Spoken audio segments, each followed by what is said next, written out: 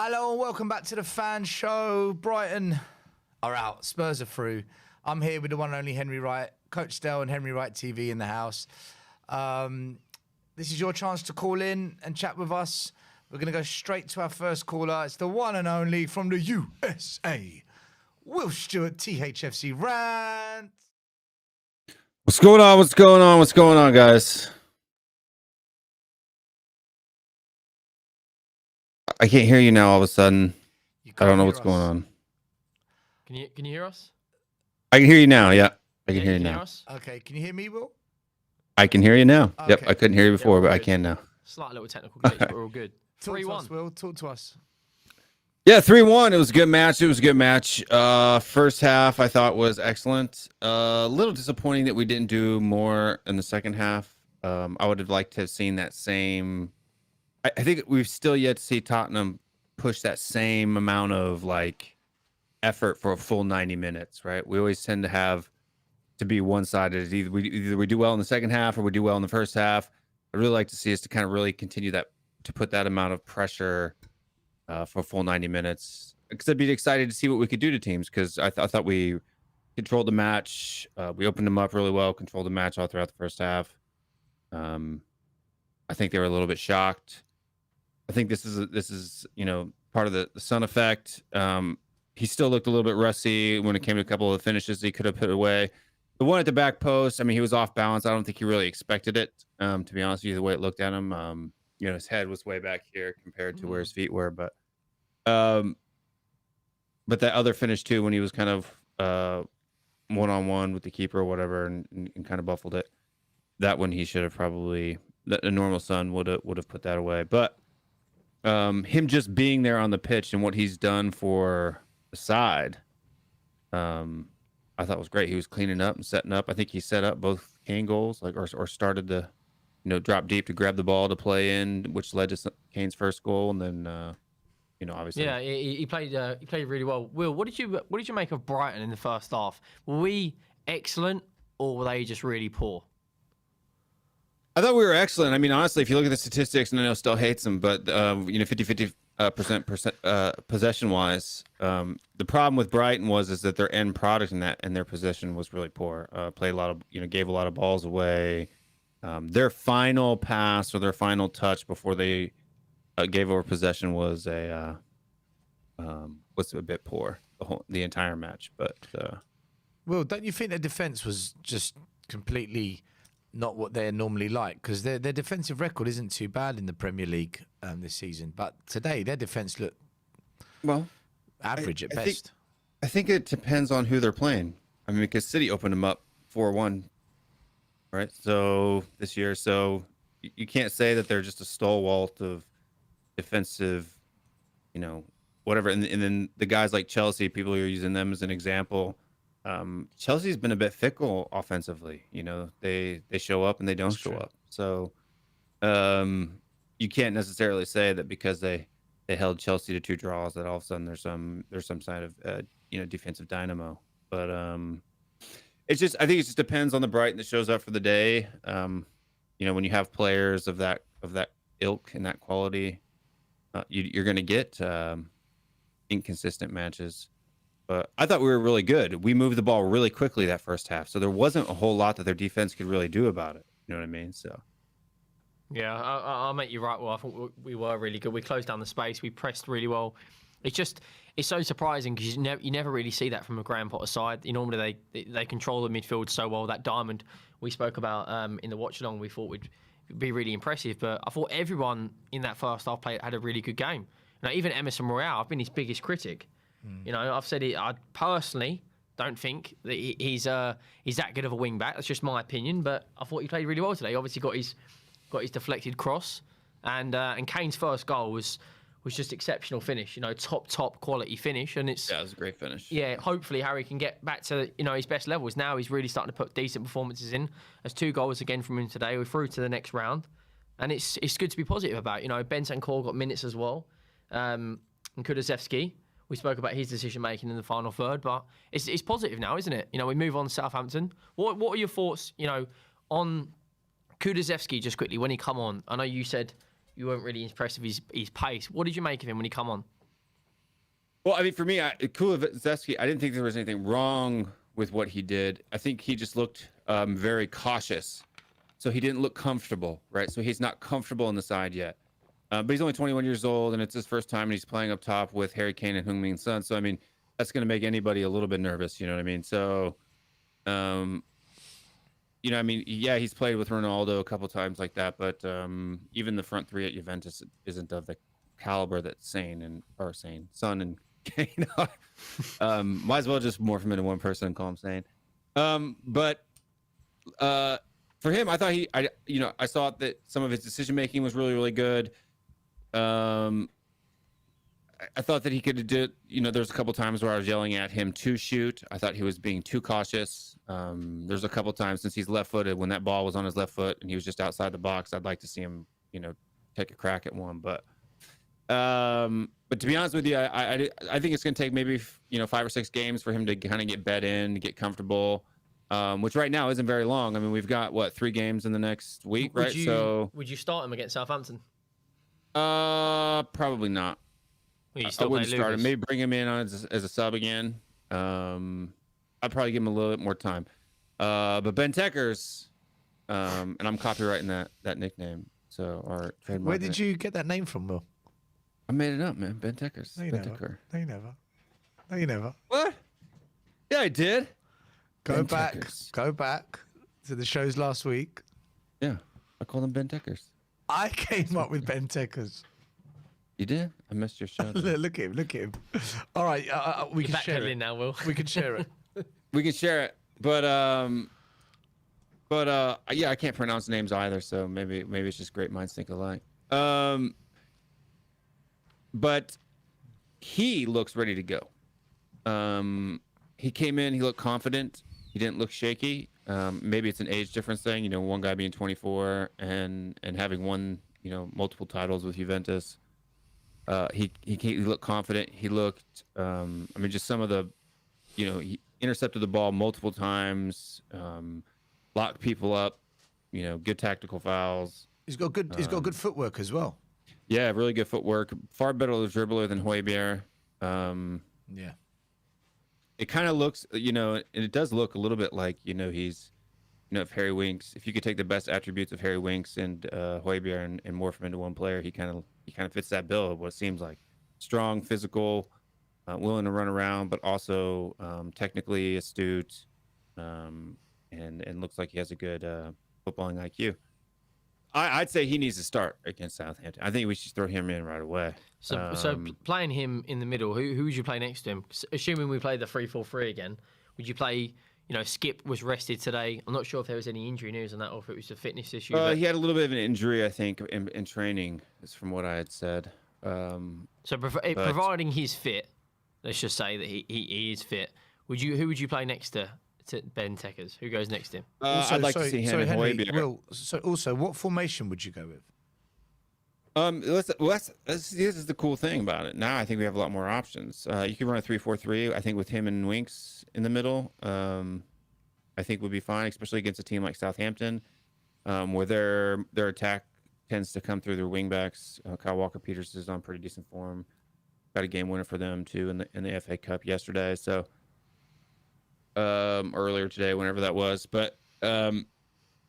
I think with against Southampton, you don't really have a lot of midfielders that you necessarily have to, they don't have that Basuma type player that's going to cause problems in your midfield that you're going to need, stronger players for him, where it's going to come through his balls coming into the box. And then you have, their forward players that are going to be the ones that we're going to have to deal with. But Southampton's looked pretty good in the attack coming from the wings. So that's going to be a little bit of a worry against, where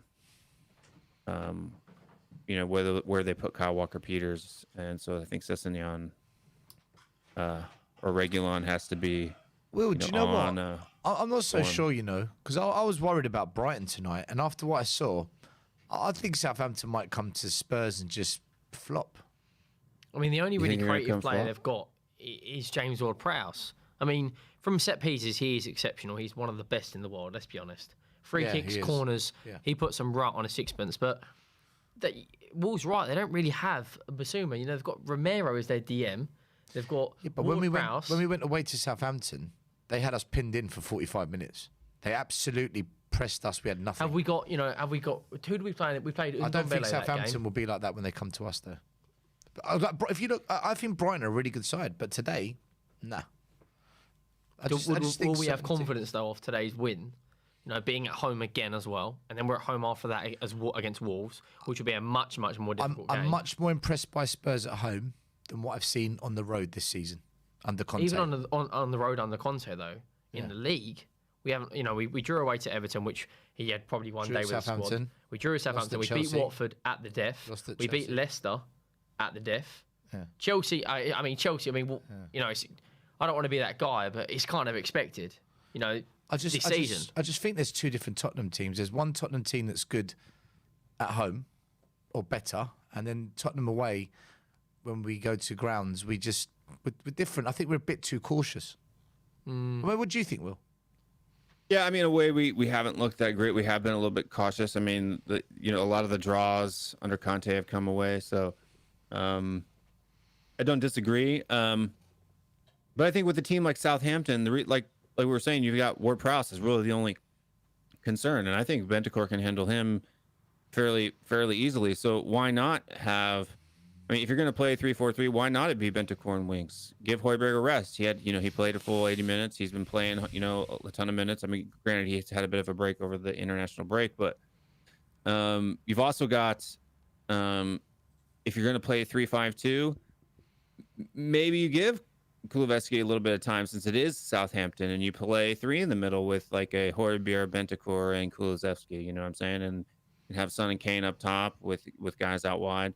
The only problem I see with running a 3-5-2 with only two people on top is that Southampton does like to play through their wing backs, right? Kyle Walker-Peters is kind of like their main guy where they create play from. So, are you if you're that narrow, are you kind of playing into their hands a little bit, right? If you have two wider people out wide that have get a little bit of numbers advantage out in the wings, would it be a little bit more effective? Because I think that if someone's playing a 3-5-2, which is usually what Southampton kind of runs into, the 3-4-3 kind of gives you extra coverage in those wide areas where people tend to. My only issue with 3-4-3 is the way we play it.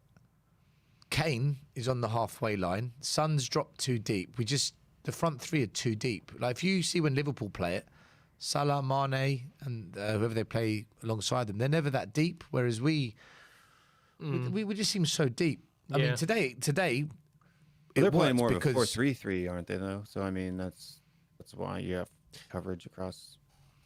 Yeah, that's true. If I'm being honest, I think we will steamroll Southampton. I think we'll win that comfortably. Brighton's a much more difficult game. I think we'll beat Southampton. Brighton have got a better manager, better players. Yeah. Wolves said straight away, Bissouma, for that opening probably 20-25 minutes of the second half, he dictated the game. Like I said to you, there is a lot of traits from Bissouma that Moussa Dembele had. He can glide past players. They just don't have the firepower up front. If Brighton had, a Harry Kane or a prime Aubameyang, that miss by Mupay at 2-1 was unbelievable. Yeah, if they had an elite level attacker, that was shocking. They'd be 6th or 7th in the league, not sitting at maybe 12th or 13th. They've got the manager. Defensively they're normally sound. Midfield they're good. They maybe need a creative spark, and then an elite level attacker, and they'd cause a lot more problems than they already do. I mean, look at Danny Welbeck getting last-minute equalisers. Danny Welbeck, that guy is pretty much finished. And they're bringing him off the bench. It's not really going to threaten us, is it? No, go on, Will.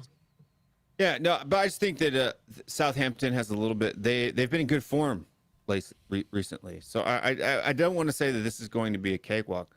They've got people that can hurt you. Yeah, if you give them the opportunity. But if we can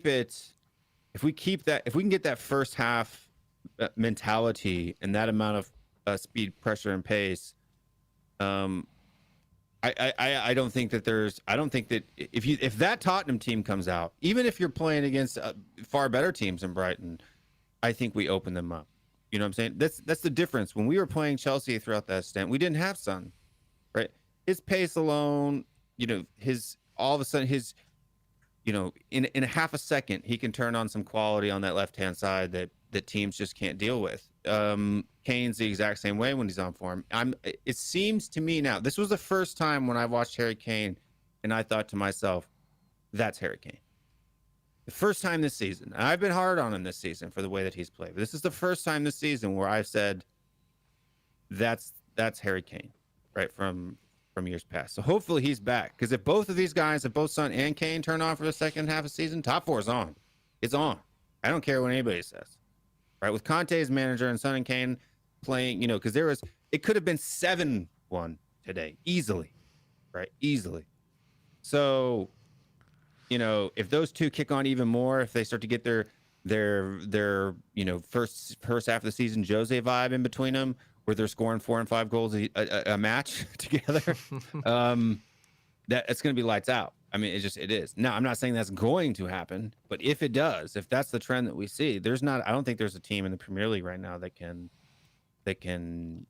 match us with these two guys. And I'm going to tell you right now, Højbjerg it's too early to tell. No, I only need 5 minutes. I needed 5 minutes in that first match that Kane played at the beginning of the season to say he was down tooling. I need 5 minutes to see that Bentancur is going to be a player with us. I'm telling you, that guy right there is by far our best midfielder. And he needs to be in that starting lineup. He needs to be. Do you think that we've still got an issue up front in terms of goals scored? Because if you look at the goals today, 2 from Kane, a deflected cross, Sonny missed a chance, Emerson missed a chance, Bergwijn missed a chance. We are creating chances, though. We went for a Nuno where we weren't even creating chances. But it's scoring them. This is what I mean. Yeah, it's finishing him. Yeah, I think we were far more like Son and Kane. So what people don't realize is if you actually look at the numbers, Son is doing better this season than he did with Jose. The difference is that he's been injured at the moment, so. Well, I mean, no, the difference is that under Jose, he had less chances, but he would just finish them all. He was right? clinical. So every opportunity that he had, it's like if he shot, it went in, right? Yeah, he just didn't shoot as often. So he's getting more chances this season. It's just the clinicalness is a bit off. But I think it has to do with, like you said, if you've noticed, since Conte came, under Nuno's a little bit different. You didn't see him dropping deep in like he is now. But the way he's playing under Conte likes, if you're going to play in a 3-4-2-1, if that's what they're considering Son and Moura as, because both of those players are dropping far deeper than they were if they were actually a 3-4-3. They're playing like midfielders. They're coming deep within the half to put in tackles and to pick up balls and to help. They're not staying high because like a winger would. They're playing more like a midfielder. So that's why I don't think that even if we were to play 3-5-2, having one of them in that center three, Bergwijn, Kane, Son, Bentancur, Winks, that type of a system. There's so many options now that you could run that I think that people just haven't thought about or haven't given a hard shake. But look, I think it looks positive, man. I'm excited about Bentancur. Kulusevski too. I thought he looked good. He just looked nervous to me. That's all. And it's his first time. That's expected. We'll see him. But yeah, I know. I've watched him quite a bit. I watch Juventus quite a bit because Winston McKennie's there, and yeah, you're a big fan of McKennie, aren't you? Oh yeah, he's my favorite American player in the world right now. But you add McKennie to this midfield in the summertime. Fun times are ahead if we could pull that one off. So we was loving the McKennie vibe. Yeah, I see on Twitter he was yeah, you tagged me in a thing comparing him to Ndombele. Yep. Yes, I'm telling you, he's not as technically advanced as Ndombele, but his work rate is far. And that's what. So this is kind of one thing too that I'll mention before I go, because I know there's other people in the back. There's only one now, but if you have, say you have like a chart, right, and along the bottom is work ethic, and along the axis here, x-axis is ability. If you have no work ethic and high ability, that's not a player that you want on your team, and that's what Ndombele is: low effort, high ability, and he that makes a bad player. What you want, I would rather take a player with middle, high work ethic and middle ability, right, average ability, than a player with high ability and low work ethic. Because in a 90-minute match, it's a team sport. This isn't individuals, right? So you're not going to be able to impact a match, and it's not even like basketball, where at least there's only 5 people on the court, right? This is football. There's 11 people there. So if one of you, if that person goes missing, it doesn't matter how good he is on the ball. If he's not putting in the effort, if he's not participating, if he's not creating space and taking space, it doesn't matter how good he is. It doesn't matter how many rainbow flicks he can do. It doesn't matter how many guys he can nutmeg. It doesn't matter, right? If he's not, because he's not going to get on the ball, and he's not going to end up, causing product. But somebody like Weston McKennie, who has middle to high ability, but a super high work ethic, I think would be an amazing, addition to the midfield. That's kind of I think we're just one. Harry Winks. Harry Winks doesn't have all the ability, but the work ethic is so high, and that's why Nuno, Mourinho, Mason, and Conte rate him over Ndombele. The ability's not there. I would but say the work he's ethic's probably higher. like ability-wise a little bit lower than McKennie and like Bentancur. I think Bentancur, you could just see the confidence on the ball, and that's what I'm saying. Like Harry Winks doesn't look like. Whenever he gets the ball, and maybe it's just the way that he runs, I don't know, but it just whenever you see Harry Winks on the ball, do you get this feeling like he's confident, like he just glides past players with ease, like it's not even an effort? No, yeah, I just don't see that from Harry Winks, right? It's more of like, what do I do now? Like he's second guessing himself. You can see his head's moving, back and forth, checking space, which is good, but that means you don't know where they are already, right? If you're having to look after you receive the ball where players are, it means you didn't know where they were in the first place.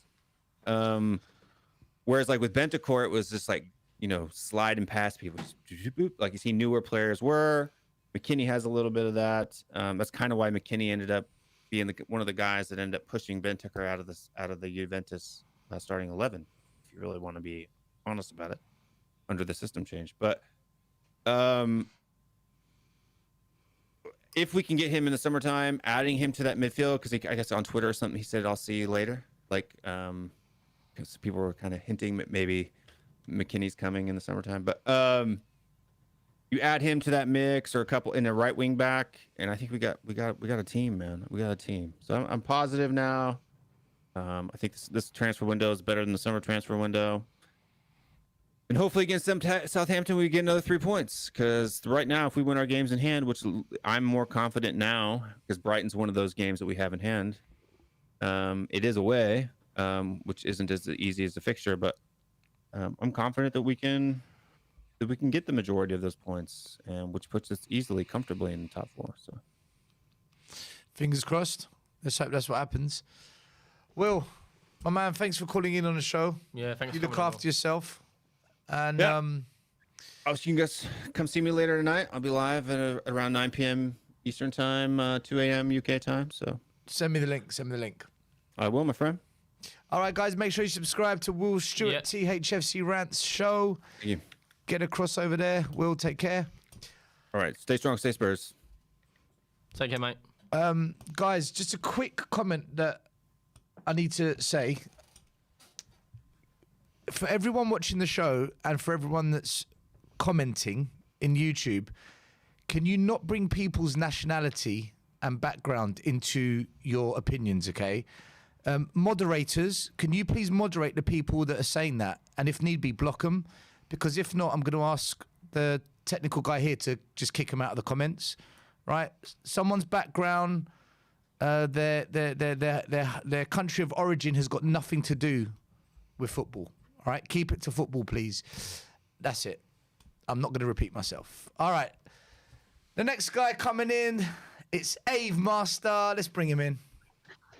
Let's go, lads. How you doing, man? You sound happy.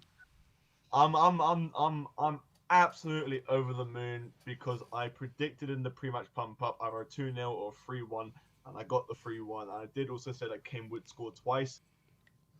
Oh, I've got the long hair. I've got the look. I am Jesus. I've got pen and paper here. Can we have the lottery numbers for next week, please, mate? You beat me to it. I was going to say that. 69, 420. Anyway, moving on. Anyway, I'm gonna keep the positivity going. That was a good performance. from the players that we had on the pitch. There was a couple mishaps with a couple of players, Lucas Moura being one of them. He didn't look his best today. It was kind of like he was. You could see that he was trying. It's just that the first touches were just not there. The first touches were not there. If he had enough time to go past that first touch, you could see that he was running. He was passing the ball effectively, but it was just that first touch. He was sending it flying to Brighton players just to pick it off. But all round it was a good show. I quite liked our defensive capabilities there. Yes, we let one in, but when you put it into perspective, Romero. Someone said that he looked like a brand new signing. I can't disagree with that. My guy was, he was playing class in that game, wasn't he? Am I wrong? Am I on the right you're track? absolutely spot on. We were saying it will show.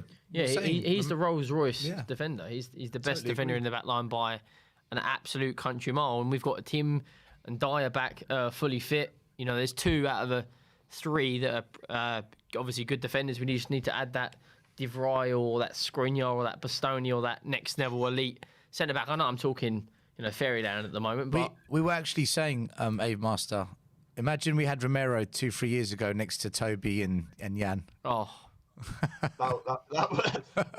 we would have won stuff.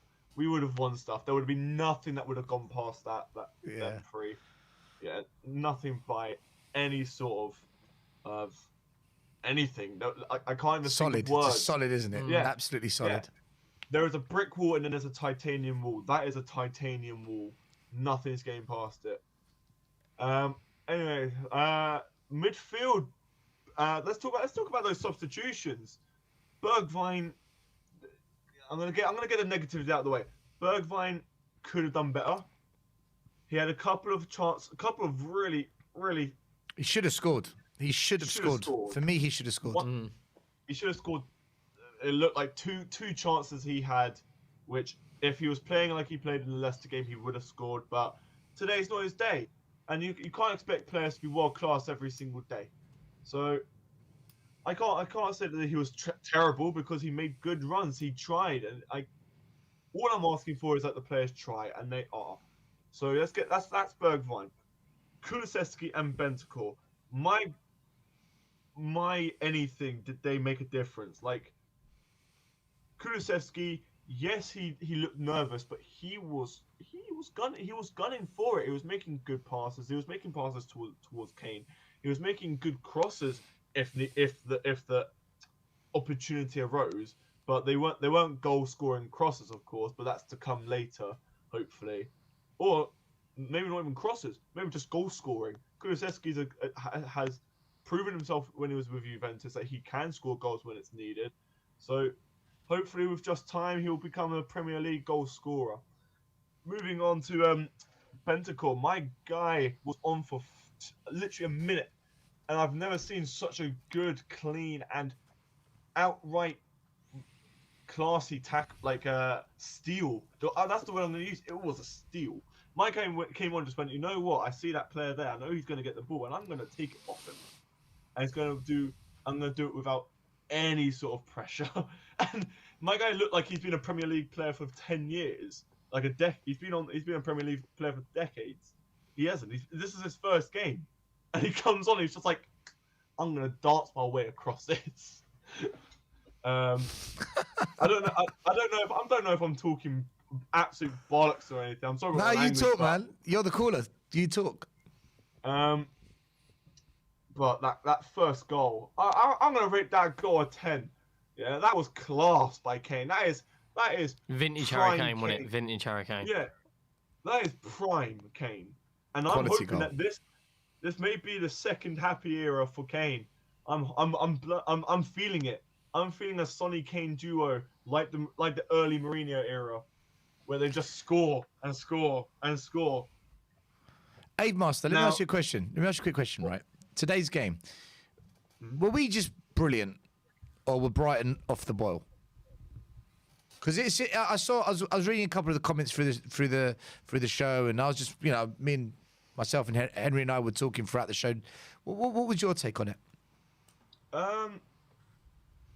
I'm gonna say Brighton weren't terrible. They weren't bad. They were just a bit off, and we took advantage of that. So I'd say that we played good. They just played a bit off. Yeah, Like it wasn't that's what I we think were as well. excellent.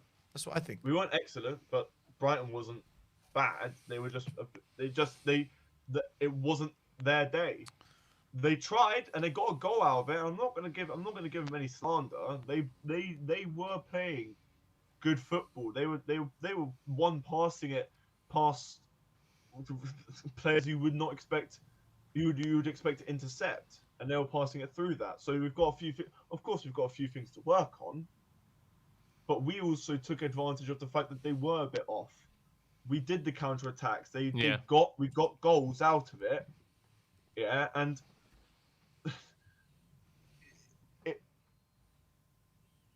if I was to rate Brighton, it would be a 5 out of 10. If I was to rate Spurs, 7 out of 10. I'd say. What could we have? So I'd probably rate. What would you rate? I'd probably give Brighton a 3. I thought they were abysmal. Second half they showed probably 20 minutes of actual football, but I just thought they were. First half they were abysmal in my opinion. I thought they were, passing out from the back. Maybe I'm being a bit too critical, but I think a 3, maybe a 4. I'd say 3's a bit harsh. I think look, we said it before the game. Their weaknesses haven't got the firepower. They created 3-4 chances and they missed them all. Only one really. And how many times do they fall over? How many times do they give the ball away? How many times do we counter on their passes? I'll give Brighton a 5 out of 10 average, mid of the road. I'll give them a 5 out of 10. I said 5. But Spurs would probably give us today between 7 and 8. Yeah, 7.5. 7 and 8, something like that. Yeah, if we scored those goals we created and we won like 6-2, 5-2, I would have said there. It's about 9. Yeah. Yeah. But do you go on? I would say the only thing really that on our side of the story was not abysmal, but was just poor. Is still that right side, that right wing back role needs to be filled by another player who is just class. We need a class right wing back. We don't have that at the moment. We have a decent right wing back with Royale, and we have a sometimes decent, sometimes very very poor. He's inconsistent, Reggie. Who would you? So you're talking about right wing backs. There's lots of options. Lamptey's a name that's been floating around the club. Who would you bring in as a right wing back replacement for either Doherty or Emerson Royale? Because in the right wing back position, we have downgraded massively over the years. Walker to Trippier to Aurier to Doherty, and then Doherty to Emerson Royale. I mean, it's getting a recruitment in that position has been horrendous. I think every Spurs fan agrees on that role. That we can do better. We can do better. Yeah. The entire transfer window, we were wanting a right wing back. That was the primary look. We didn't get with Adama due to situations in which I'm not going to say here, and we didn't actually look for anyone else. He was the one that Conte said that we need a right wing back and we need a secondary striker. We got no secondary striker. We got no secondary right wing back. Yes, Doherty played decent for his 2 games before the transfer window, but why doesn't he play like that all the time? Yes, he's played actually. To be fair, today when he came on, he played decent. Yes, he wasn't amazing. Yes, he wasn't great. Yes, he wasn't world fucking class. He's not going to be world class. But he played through balls. He ran around. He looked like he wanted to be a Spurs fan, and I can't argue with him on that. But there are better players. People like, if I'm being realistic, I would take Lamptey. I'll take him. I thought he played well today, Lamptey. Lamptey walks into our team in a heartbeat. Yeah. Yeah. I mean, I don't really know many other right wing backs. I'm not gonna say that I'm a connoisseur of right wing backs. Would you take Kyle Walker-Peters back? I never wanted him to go in the first place. I never ever wanted him to leave. I was against it. A lot of fans were saying no, he's not good. I said yes, he is. He's an academy player. I know the coaches that brought him through.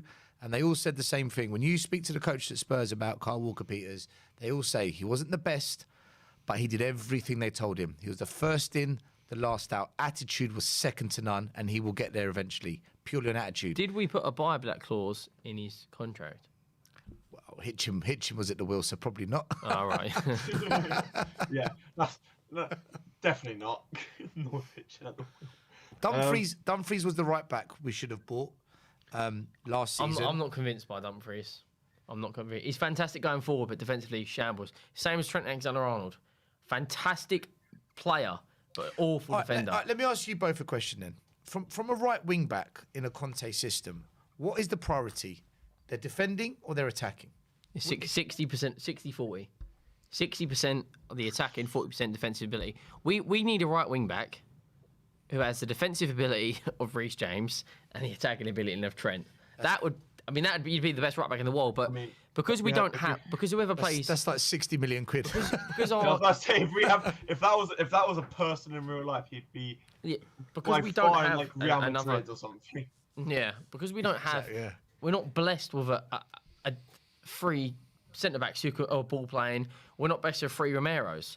So whenever a right wing back is up the pitch, it's either Dyer or Sanchez who's doing the covering because Romero's always in the middle. So they're not good enough long term to do that position. And not only that, this is why the holding mid should shuffle across. Yeah, but apart from Bentancur, Winks has 5. Okay, Bentancur is too early to call, but Højbjerg has 4 good games. Then he's awful for 10. Winks hasn't been consistent probably for 3 years. I think Højbjerg gets. I think Højbjerg gets a rough deal with Spurs fans. I think Højbjerg this season he's been trash. I think. No, I think. Yeah, he's been awful. That's why he got dropped. I think he's overplayed. I think he never gets. He's a break. burnt out because we have no one else. Right, that's not his fault, is it? Yeah, but I get that. But when Mourinho brought him in, he was unbelievable. He was a Viking in the middle of the field for a year. Then he got burnt out because we didn't have anyone else. Now we've got Skip because he had that fantastic loan spell, which is what Tanganga needs, right? He's gone out, and Skip's kind of, at 20 years old, is being the anchor. Højbjerg, when he plays for Denmark, is a box-to-box creative spark. So Højbjerg's not trash, he's just tired. Yeah, but at the same time, this level, you can't be tired. Ronaldo's 37 years old. You say that, and he's still playing week in, week out. You had to play Højbjerg, Europa Cup, European Conference League, Carabao Cup, Look FA at Declan Cup, Rice. Premier League. Declan Rice has played 60 games a season. Son is injured. Son got injured Or 50 because he was never getting a break. So all players need a break. Or look at Declan Rice. Isn't it interesting this year that Kane hasn't had an injury yet, touch wood, because our managers are managing Kane better. Yeah, better coaches. Yeah. Well, Son and Højbjerg probably need that same kind of treatment. But at the same time, talking about players that overplayed, Declan Rice is the perfect example. He is West Ham's everything at the moment, and he's playing every minute of every. He did 120 minutes today. Yeah. He'll probably go and play 90 in the week, then 90 on Saturday. If Declan Rice can do it, I'm not anything against Højbjerg. Look, but Skip's been better this season. Winks has been better this season. Whoa, can I jump in quickly? Go on. I'm gonna jump in about Højbjerg. I agree with Stel and say that he has been overplayed. My guy's played every single game. He's basically played every single game. Yeah. He has got the mentality to win. He's got the skills, if he uses them correctly, to win. Skip he's playing better than Højbjerg. Winks, I don't think so. Winks still needs to prove himself in my eyes. Yes, he's playing good for the past 6 games, but that's 6 games. Højbjerg's played every single game of the damn season. Højbjerg has been a great defensive midfielder this season. He may not be good with the attacking. I know what you're saying about the attacking, but he has made great tackles. He has made great approaches. He's made great. How do I say it in a way that doesn't sound like crap? He has stopped people in their tracks. He has scored goals this season. He's scored more goals than any other midfielder this season in regards to our team. Yeah, he scored in the Liverpool. Was it in the Liverpool game he scored as well? The Liverpool game was Harry Kane and Son. Oh, right. He has scored this season. He has scored a lot of goals, but it's not. When you look at our midfield, it's not exactly hard. You've only got to get 1 or 2 goals a season to score more goals. We don't. That's what Bentancur is going to bring. It's what I said to Will Stewart the previous call. In terms of goal scorers, if you take Kane and Son out of the team, we're clutching at straws. Yeah. It'd be Lucas probably the third high score. Lucas with 3, Bergwijn I think with 3. That's about it really. Ndombele had a few, didn't he? Yeah, he's gone. He's gone. I think with Bentancur coming in, Bentancur is very similar to Højbjerg. I'm not going to say he's better or worse. We need to see more of him. Personally, I need to see more of him at least. He made a good debut though, right? He made a good debut. Absolutely, Yeah. absolutely. Yeah. He showed what everyone would want out of his sort of role. He showed almost like 90% of what we wanted in his role. I think he's personally going to be the person that does do the swaps with Højbjerg every other game or every so often, or substitute him off hot like later in the games to give Højbjerg a bit more of a rest for at least the remaining of this season, or until later on, in which case he'll start doing 90 minutes. If Bentancur plays 90 minutes, I will not be disappointed. If Højbjerg plays 90 minutes, I will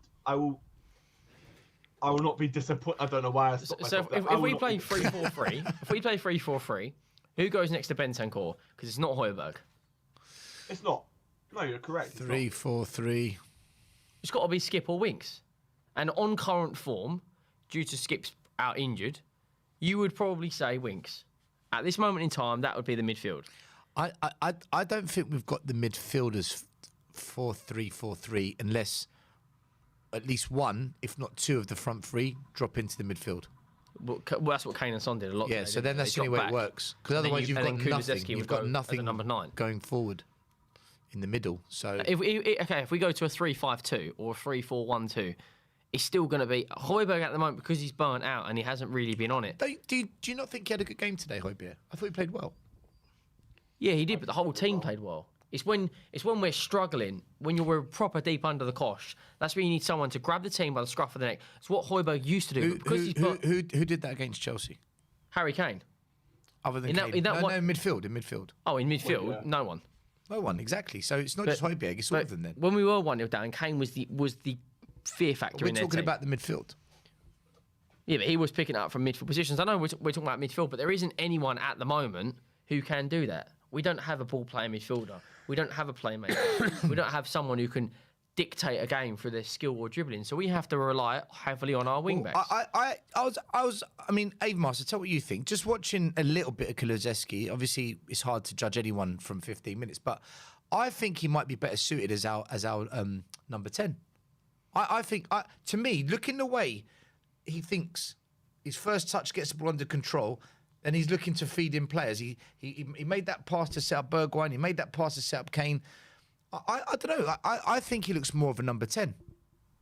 I mean, number 10 maybe, but any centre role, I don't think he should be on the wings. I think he should be a centre player throwing that ball up the pitch, whether it be in midfield or whether it be like a centre. It's an 8 or a 10 then, isn't it? It's an 8 he or a 10. doesn't have the pace to be able to. Yeah, it's 8 or a we 10. saw it. He's not like Bergwijn or Moura. He's not best with that blistering pace, is he? He's got the pace, and that will come. You will see, from what I've heard, you will see the pace come later, because he needs time to like get used to the situation. Like everyone's been saying, he's being a bit Shy. a bit, first couple of games, shy. maybe a bit shy. Playing within But himself. Look, the guy was jogging, and he was jogging past Brighton players who were sprinting. If I see that guy run, it will be like a flash, but we haven't seen that yet, because guess what? It's his first game. So if I look at the situation, yes, 8 or 10 for Kulusevski, maybe later down the line he can take on the role of what Lucas Moura is doing. Yeah, if he does, then I'm not going to be disappointed, because Kulusevski, even though he had a few moments today, but it was just his first game.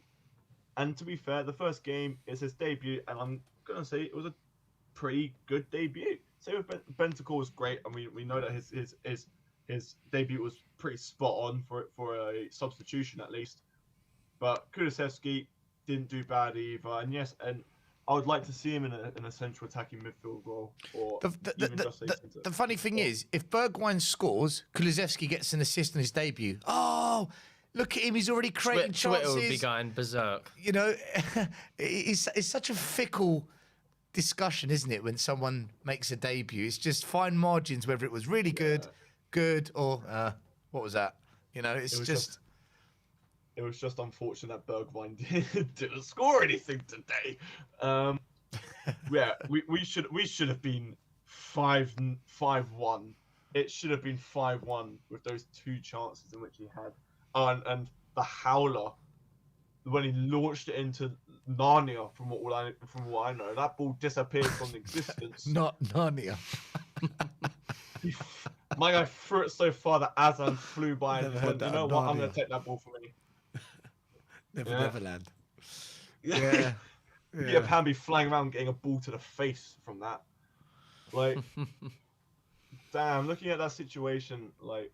So what's your thoughts? What's your thoughts on the FA Cup, Ave Master? Are we gonna win? We're gonna win a piece of silverware? Are we gonna get to at least a semi-final again? You know, what's your thinking? Have we got to avoid all the top teams to do it? I'm going to say 3 words. Anyone but Chelsea. If we get Chelsea, That's exactly we are what. done. That's what Henry said. That's We what are Henry said. done. Yep, it's finished. Look, let's put some positivity into it. Man United are out by Middlesbrough. Yes, the handball goal shouldn't have counted. We don't care. They're out. We don't care. We don't care. I'll take it. My mum, like I said in the pre-match bump up, my mum's from Hartlepool. We like the northeast over here, so I'll take a win from Middlesbrough, who's northeast. Yeah. Arsenal are out. Yeah. Wolves are out. Yeah. Yeah. Yes, Man City just literally ripped apart Fulham. Fulham got a goal, but it was still a ripping apart from Man City. Everton are still in. Who did Everton knock out? Brentford. Brentford are out. Chelsea struggled. West Ham. Oh, it was comedic watching that game. They won because of luck. That was they threw. Moyes literally went, you know what? I'm going to spread some of that pixie dust of luck in which I have in my pocket that I use very rarely, but when I do use it, it works. Spontaneously works. Yeah, because I was watching that earlier. Kidderminster, they were dominating, and I'm not even going to say that Kidderminster were spot on, but they dominated against West Ham. This is why I don't count West Ham in the top 4 race. I don't talk about them in that. But yeah, there's no point. I'm just laughing because So you've all- written them off. I love it. I love They it. finished above us last season. Yeah. No, listen. No, write them off. I'm happy. Yeah, I'm write them off. Yeah. Putting in perspective, the top teams, apart from Man City, of course. Yeah, we'll see tomorrow. We'll see tomorrow with Liverpool, and Leicester, and all that lot. We have an opportunity to maybe win some silverware if we are given the right team and that we are able to use our first team. This is the issue we had at the Carabao Cup. We got told that we got told that we weren't allowed to use the first team, so we got knocked out of the Carabao Cup. Romero, Because of course we Moura was fecking injured. were. Skip was injured. Mm. Doherty had to Yeah. play left back. It was 'cause Reggie Harry out. Kane FC, wasn't it? Yeah. Yeah, Yeah. let's And we've got 2 signings now as well. in a semi-final for the Carabao Cup. Yes, it's the League Cup, and yeah, it means nothing nowadays. I don't care. It does, because silverware is silverware. Yeah. People who when Fulham wins the Championship Cup, do they say, "Oh, but it's not the Premier League"? No, it's silverware. Yeah. So when we put into perspective, I would like to say that yes, we have an opportunity to win this. I would hope for a semi-final, if not definitely a final. I'll take a final, but it depends on the draws. And if we flip and verse Chelsea at Stamford Bridge, or even verse Chelsea at home, if we get Man City or Liverpool at home or even away, yeah, Liverpool, out of the top 3 teams, Liverpool, I know that's still one of you guys loves the way that Liverpool's playing. I can't disagree. Liverpool plays amazing, but we drew with Liverpool with Salah on the pitch. Was it only Mane that wasn't on the pitch in that game? No, Mane Or- played. Yeah, Mane and It Salah was were their both on the midfield pitch. missing. They had Thiago no was missing, Fabinho, Henderson was missing. Thiago, Henderson, They played and no Van Dijk. Morton and Henderson. They had no Van Dijk as well. Yeah. So putting into perspective, yes, they had a weakened team, but we had no Romero. Who else did we didn't have any? We didn't have. Well, Ave Master, let's assume both teams have both got their full teams. Are we beating Liverpool? A full strength Liverpool and a full strength Spurs. On a good day, it will go. On a great day, we'll win. On a good day, we'll go to penalties. On a Spursy day and or a bad day, no, Liverpool will take it. No, we ain't beating Liverpool in a cup competition. We can't. Liverpool. We need I to don't avoid Liverpool. I'll take City over Liverpool and Chelsea. I'd take Chelsea. Hey. Chelsea in the cup final. I want Chelsea in the cup When's final. the last time we beat Liverpool in a cup I want competition? Chelsea. I would take Chelsea. We're not going to in the beat cup Liverpool. final. I'd love Chelsea in I the would cup take- final. I'll take Let Chelsea in Conte the cup finish the final, season but having the last laugh. Let Conte finish the Yes. season having the last laugh. I would Listen, hope so. Ave Master, we got to go. We got so many callers to get through. What's your last Oh, man. words before we wish you a good evening? All right, let's get this over with. We're gonna get top 4. The other teams are nothing. Yeah, Arsenal don't have a striker. Man United are trash at the moment under whoever the flip's managing them. Love it, And love it. West Ham were never in the top 4 race. So whoever said that they were, you're talking bollocks, mate. So let's just say it outright, we're gonna get top 4. Yeah, we may even get top 3 if maybe. Under my breath, that was, by the way. Don't put that on the records, otherwise I'll get ripped apart by all of my friends. But in regards to this cup, we're going to get hopefully semi-final. Great if we get final. And in Conte we trust, we should win. So that's what I'm going to say. I'm going to put some positivity into this damn club, even though it may be me talking out my arse, but still. No, I like it. The final words, in Conte we trust. I like it. Absolutely. Ave Master, listen. You're gone. Oh, sorry, I was just going to say goodbye. I was going to say farewell. Mate, you have a good evening. Thanks for the call, and you look after yourself, yeah? Yeah, take care. Thanks for coming on. Come on, you Spurs. Come on, you Spurs. That was the Ave Master. Coming on now, next, the one and only, it's Phil. Bill, let's bring him in. How you doing, my man? Good, guys. How you guys feeling? You guys are, you run some marathon shows, guys. Yeah, we've got issues. Tottenham's alive. Yeah. It's a very stressful No, one. I know, Stellius, I want you to stay in the studio as long as possible, man. Like those Bergwijn memories. You're good luck, bro. What, the Leicester City game? Yeah, man.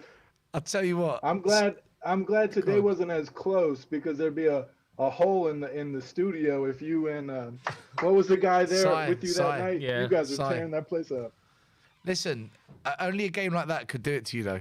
Yeah, that game was the ending to that game is probably the most insane Premier League ending in history. Ridiculous. Absolutely ridiculous. You know, 2 goals in what, 60, 68 seconds or 70 seconds?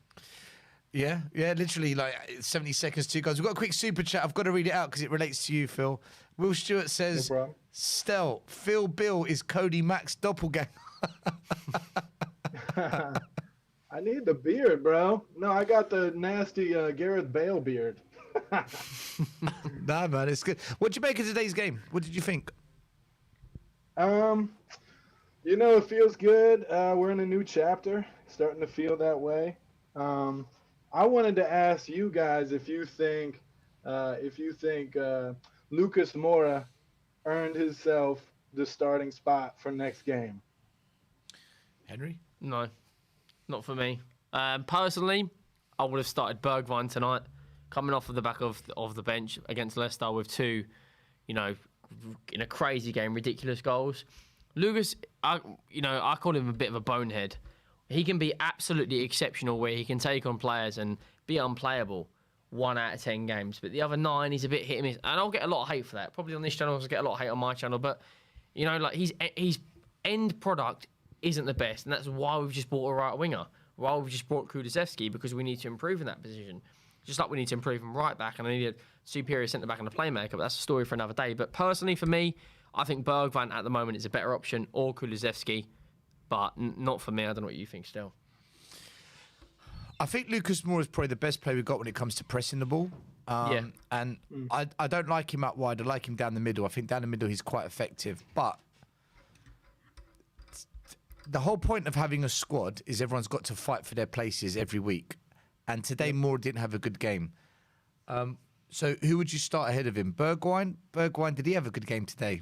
Kulusevski, yeah, you probably would consider starting him, but it's all about fitness. He looked a little bit slow today. Is it slowness or is it because he's shy?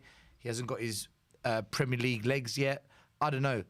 I think that's what it is. I think maybe Moura one more game before not starting him. Maybe. Or maybe bring Kulusevski on in the 60th minute.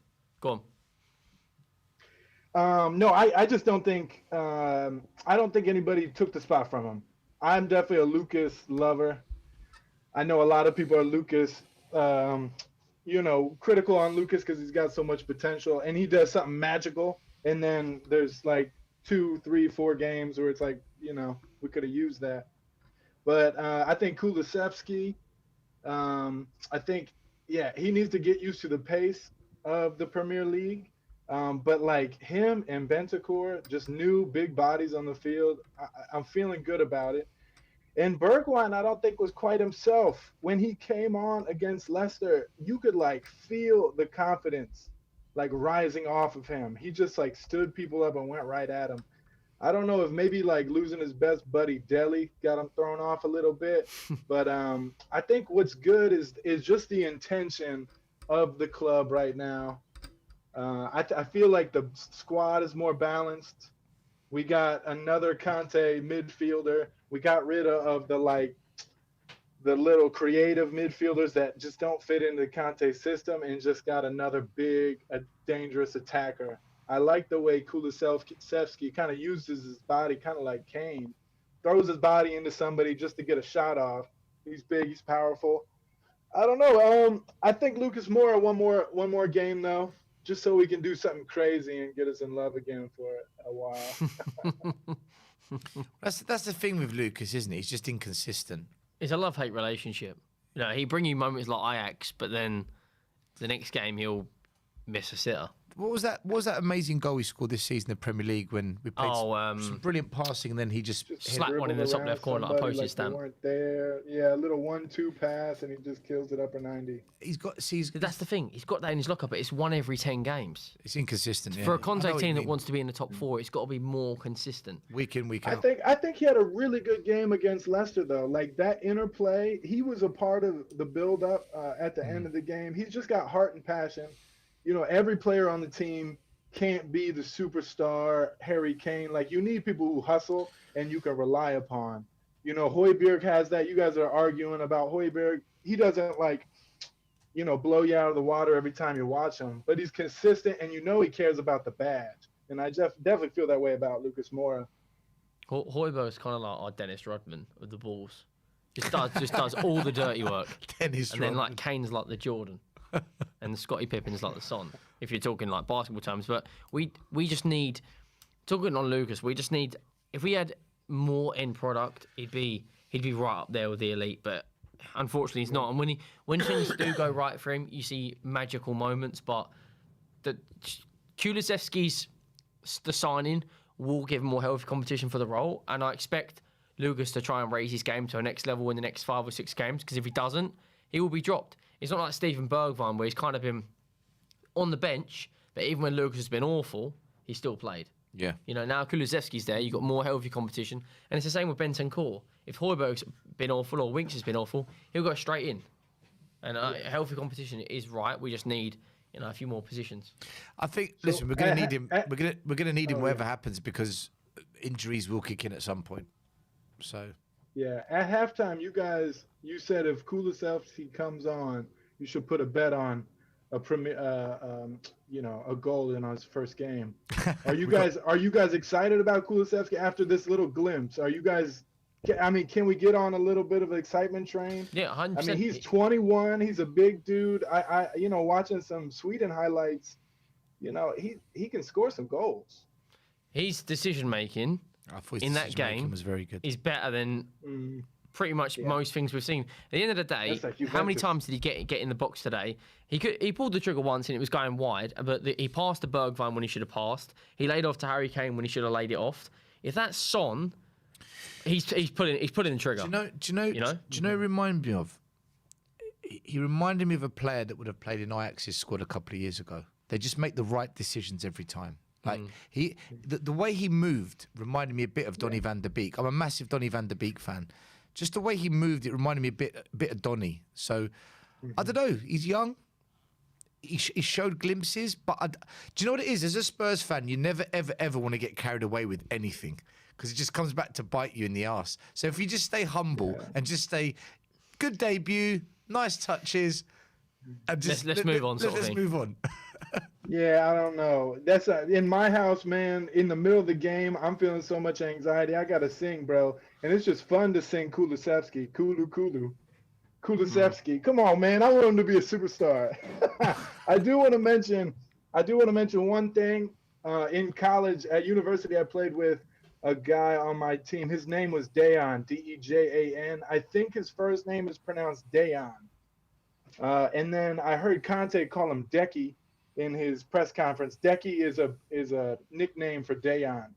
So, everybody's saying Dejan. I think it's Dejan or Decky Kulusevski. I mean, come on, Decky Kulusevski. Come on, man. Kulu's just I just called him Kulu. Are you just trying to give a shout out to your mates?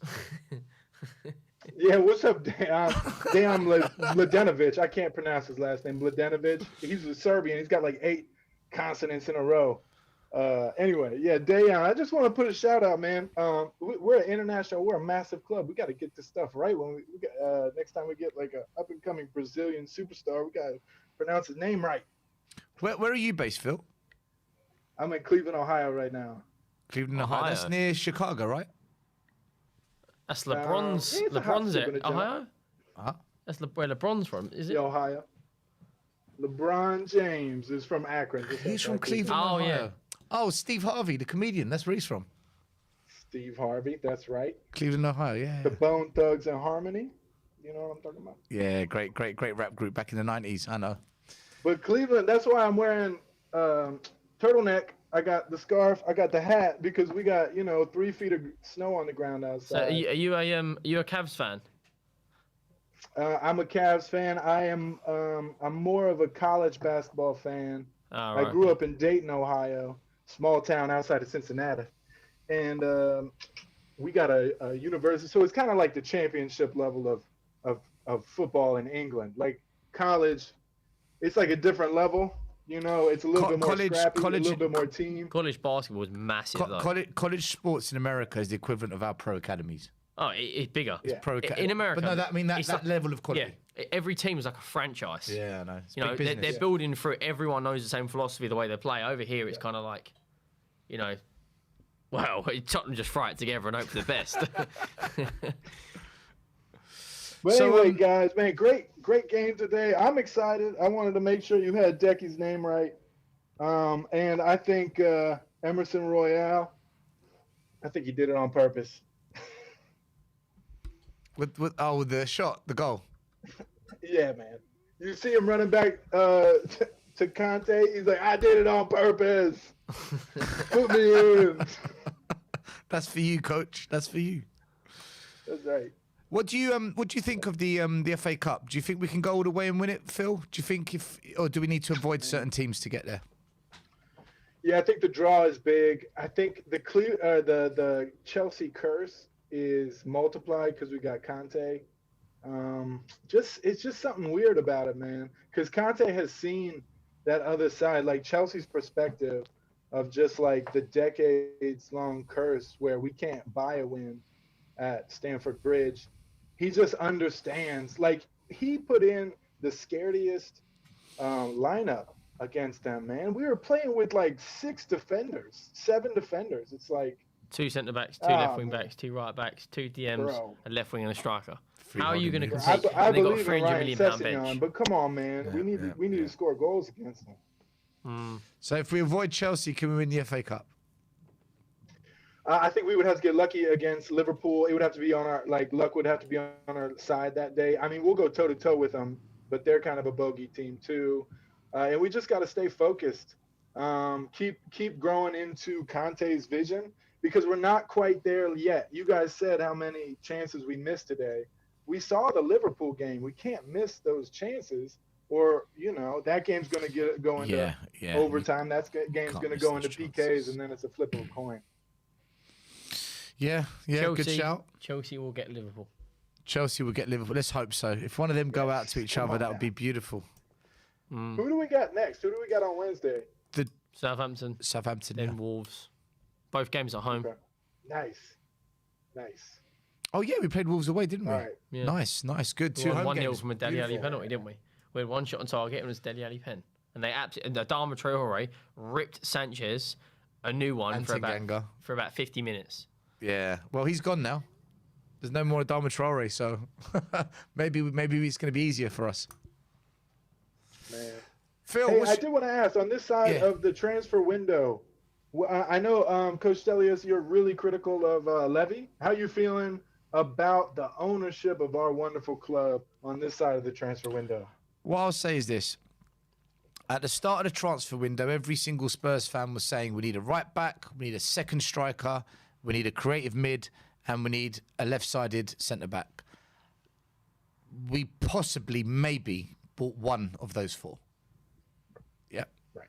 So, was Conte backed? In my opinion, no. But did the club listen to the players Conte wants out? Yes. So, in that sense, Conte was backed. So, I think what we're looking at is a proper start now of a proper rebuild. Departures, getting rid of players, it was an 8 out of 10. I think this is the Arrivals. I'm on the fence, but for me, this is the beginning of a rebuild. If Conte's still here in 3 years' time, and we're still dealing like this in the transfer market, then you'd have to say Levy's back the man. But for me, it's all about this summer, Phil. If we get top 4, I fully expect Conte to get 4 or 5 top signings. If we don't get top 4, this talk of this big summer transfer window that everyone's talking about, I just do not believe this board will do that without top 4. It's hard to say. It's hard to see it. Yeah, listen, at the end of the day, this is just my opinion. It's what I think, right? This is a constant discussion. Everyone's got their views on it. If we get top 4, I just think they might just back him. But are we going to get top 4? That's the big factor. Yeah. Are we good enough for top 4? Who is? West Ham are hit and miss. Man United can't, they can't even us. buy It's got to be us this year. We're definitely the favorite. But that's the point that I think we have to put pressure on Why are we the Levy. favorite, Phil? Why are we the favorite? Best manager. Best manager, yes. Games in Conte. hand. Yeah. Conte, Best manager. Harry Kane, Hugo Lloris, and a squad. I think Man United have got more goal scorers. Yeah, they got better players. I think they've got more match winners than us. They don't Cavani, have the manager. Rashford. They've got one of the best directors, one of the best such scouts. bro. No, wait. I'm just going to break it down. Right, managers, Spurs win. Spurs, we're the best out of Arteta, Ragniak, and Moyes. Conte's better. When you look at attack, I'd say we've got the second best attack in terms of numbers, goal scorers, After who? goal scoring options. I think United have got better goal scoring So options. West Ham. Huh? West Ham have got better options. They've scored a lot more goals than us this year. Bowden's on fire, isn't he? Yeah, Antonio. Then they've got Lanzini. Then they've got they can get goals from Declan Rice. They can get goals from. They've got an unbelievable set piece record. All right, let's say West Ham and United have got 4 or 5 goal scorers. I'd say Spurs at best have got 3. So I think we've arguably got the better of the individual goal scorers. Yeah, I'd agree with that. Okay, in midfield, I think Arsenal, Spurs, United is pretty level. All three of those teams have got playmakers. Arsenal got Smith Rowe and Odegaard. West Ham have got, Bowen, Lanzini, and United have got Bruno Fernandes. United haven't got a proper defensive mid though. We've got 3 or 4. Yeah, so it balances out. Yeah, so I'd say all 3 are equal. Then you go to the defence. I'd say Ramsdale, Lloris, and De Gea are all top goalies, right? So they've all got good goalies. The defence, the back line. West Ham have got a good back line. Man United at bottom. Simple, they're bottom. Do you know? I think it's very, very tight. I think it's really, really tight. Tottenham and West Ham have got the best defence. But I Man just United look are at the down there. momentum Yeah, United's that the defence club is probably has the right weakest now. of the four. Because I see Arsenal and Manchester United. They're kind of all over the place, man. Fucking bitch ass Arsenal sending all their players all over the world just so they don't have to play us. And like Arteta, the job is too big for a complete rebuild for Arteta. I would not trust that dude. You know what I'm saying? And then Manchester United, I think next year, if they actually got a manager in, like I heard Ragnarok or whatever his name is just supposed to be the director. Ragnarok, I love that. That's 4, isn't it? Right, it's 4 Ragnarok. Yeah. Ragnarok died at the end, by the way. No, I don't actually know. No, but they're both in flux, and we have momentum. I think we had a better window from them. But my original point, I'm not trying to get let Levy off the hook here. I think he showed intent to back Conte, but until we have a striker besides Harry Kane, then we need to keep pressure on Levy. You know, a football club, we have the personnel, the players, the coaches, we have the ownership and the facilities and that type of stuff, and we got the fans. As fans, we have to do everything we can to support the players and the coaches and get behind them and be positive. We But also spend just the like least that, money. we have to put pressure on the ownership. At this time, Levy has been known to back off and say, "Nah, I'm happy. I'm making a paycheck. We're profitable. We don't need a trophy. We have to push these motherfuckers because he will be happy just to go back to Barbados or whatever the fuck he goes to see Lewis and collect his paycheck. He doesn't care about these trophies." I think if at any point Conte is seen to not be backed, or if Conte shows signs of discontent towards the board, I would like to believe, and I can't say I do believe because I never know with our fan base. I can never gauge what they really are about. But I would like to think that if Conte wasn't backed, or if Conte showed discontent to the board, that the fan base would actually back Conte. I would like to think that would be the case this time round. So, but let's see. Listen, Phil, it's early doors. He's been here, what, 2 months, 3 months? Let's see what the club do in the summer. I think that would be the litmus test, what happens this summer. And then the following year, do we continue that, or was that just that one-off to appease everyone? So, unfortunately, it's a bit of a long game. We've got to wait and see how this one pans out. That's right. We will see.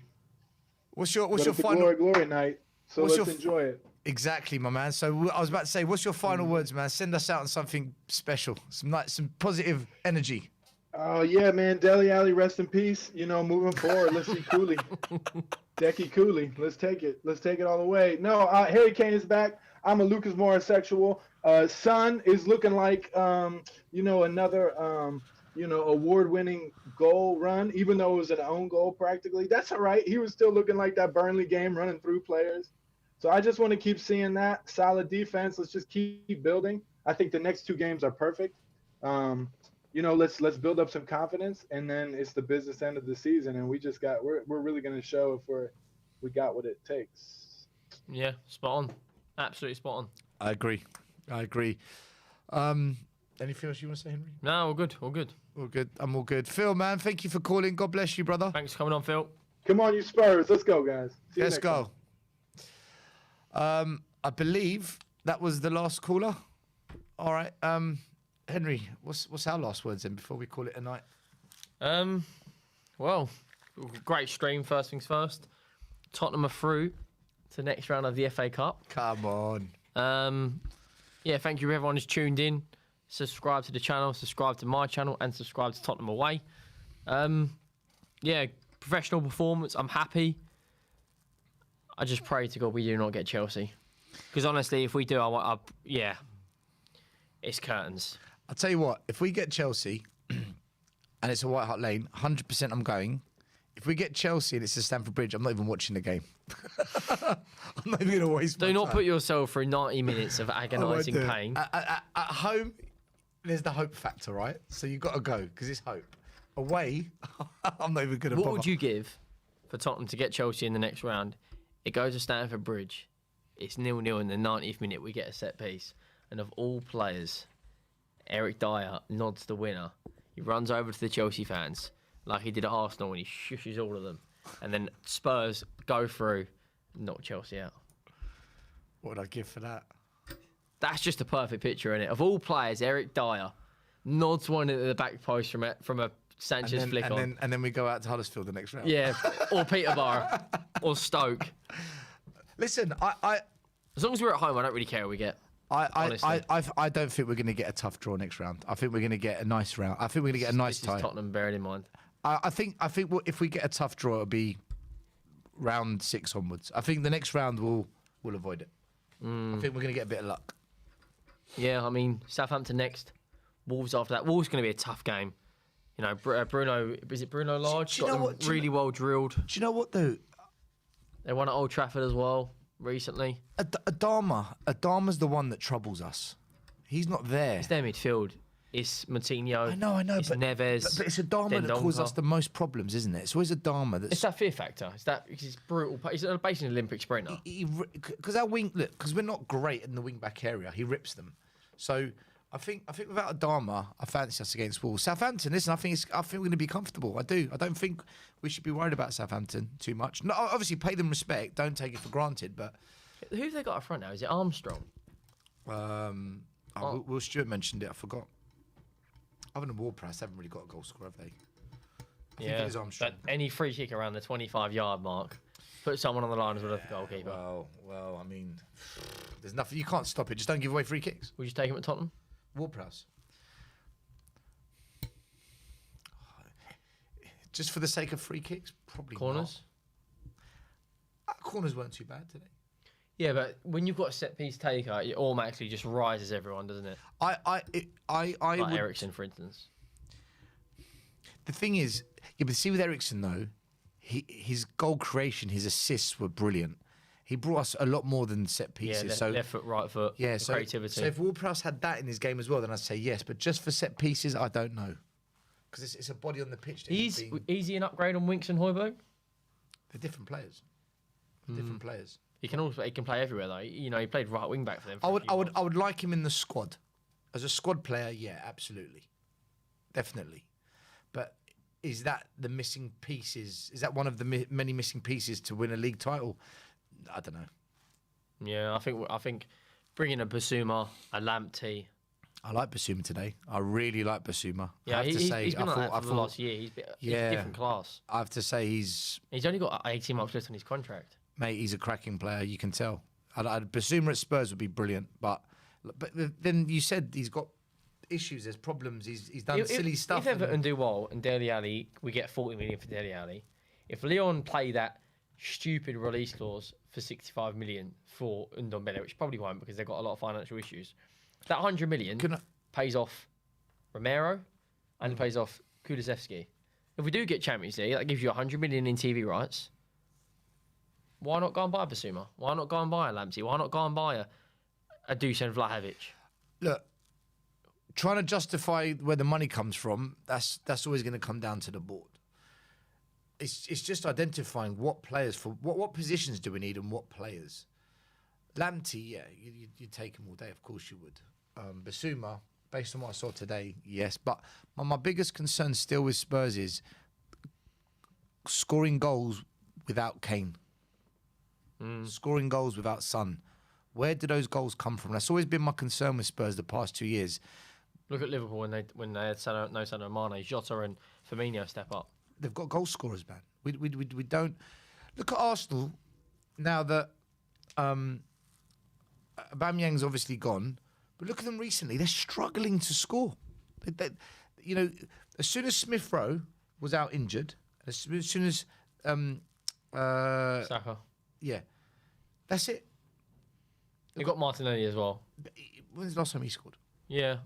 It's a valid point, but they have got goal scorers all over the park. They've got goal scoring midfielders. I mean, Lacazette's only got 3 goals this season, and 2 of them are penalties. What you want are 2 people up top that get goals, and this is the ideal scenario: 2 people up top that get goals, and then 2 or 3 goal scoring midfielders. If you look at prime Spurs under Poch, Kane, Son, Dele, Eriksen, all scored goals. Yeah.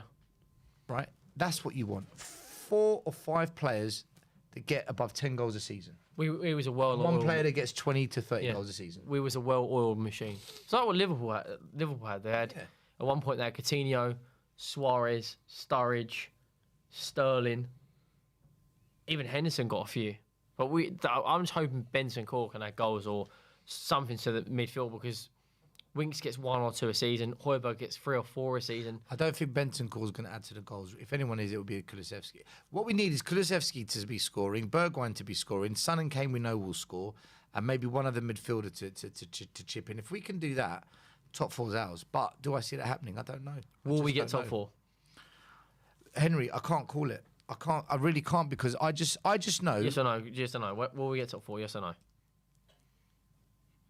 Looking at the fixtures with Conte, if you look at the end of our fixtures as well. I can't call it.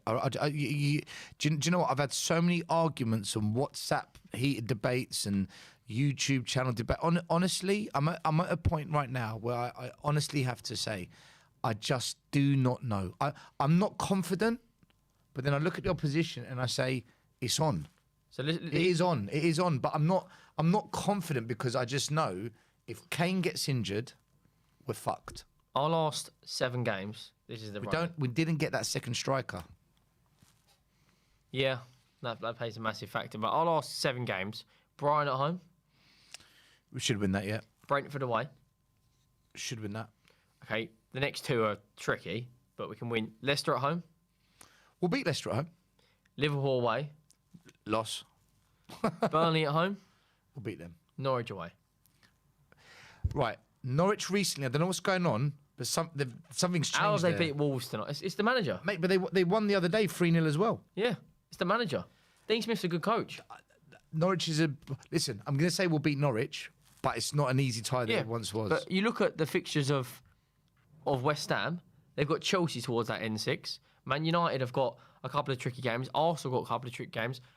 Whenever if we're playing at home, I fancy us to beat anyone. I think if we win the North London derby, plus we got that as well at home. It takes Arsenal out of the equation for top 4. I think that'll be because I don't think they're in it. They haven't got an attacking force. Mathematically, they're in it. So you can't. Yeah, mathematically they are. But let's say Martinelli steps it up. Let's say Lacazette gets a couple of. I don't think they've scored a goal since 2022. No, listen. I always said Arsenal would finish above us this season. I thought they were going to do it, but when in the transfer window they didn't bring in a striker, and they didn't bring in another goal scorer, and they got rid of Aubameyang. When that happened, I changed my complete mind because I personally think Arsenal have shot themselves in the foot. Yeah, they've scored 1 goal since January 1st. That was on the opening day. Let's say Ronaldo, Cavani, Kane all get injured. Just look, I'm not saying will, but let's say they do. Suddenly the door opens up again for Arsenal and West Ham. The other reason I don't think Man United will get it, obviously Greenwood's gone. Lingard probably won't play for the rest of the season. He's got a lot of personal issues on. Ronaldo doesn't look like he's on it. Cavani doesn't look like he's on it. So who else have they got? Is Bruno going to go on another run? Look, Arsenal have scored. Didn't score against Liverpool. Didn't score against Forest. Drew with Burnley. Lost at home to Liverpool. They haven't scored since January the 1st. Yeah, but then they've got Wolves. Listen to their games. Wolves away. Yeah. Wolves will beat them. Wolves will win that 2 or 3-0. Then they've got Chelsea at home. Then they've got Wolves again. Then they've got Liverpool. Yeah, but we got Liverpool away. We got Man City away. We've got Man United away. We've only got to play Man Arsenal City and Liverpool out of the top 6. Man City, Liverpool and Arsenal. And Man United. We've got United as well. Away, yeah. That's what I'm saying to you. Yeah, I didn't realise. It's tight. It's very tight. Like, one thing I did say was, if Spurs get top 4, it will be because we work harder than anyone else. If Spurs get top 4, looking at the squad we've currently got, if we get top 4, it's because we ran further, we kept going to the 96th minute of every game. Even if there's 94 minutes in it, we ran for 96 minutes. If Spurs get top 4, it's because we've outgrafted everyone. Because if it goes down to squad depth and match winners, I think United have got. Do you think it's going to go down to the wire? Right down to the last game or something? The last 2-3 games, yeah, I do. Yeah, I mean it's going to be. Listen, all we can ask for is as long as we're in the conversation. Come 3-4 games to go, we can't ask much more because that would be an unbelievable. All my friends who don't support Spurs have said if Spurs get top 4, hats off to Conte. Well, he's in a, if they get top Hats off four. if we get top 4, because that will be down purely to the manager. If I said to you at the beginning of the season, would you take Europa League? Would you have took it? What, with the squad we started with? Yes. Would you take it now? I would, but I'd feel a little bit You'd be gutted. disappointed, wouldn't you? I'd be gutted, yeah. But that's because we got Conte. Yeah, that's what I'm saying. The momentum is kind of when we had Nuno. I honestly didn't think we'd get top 9.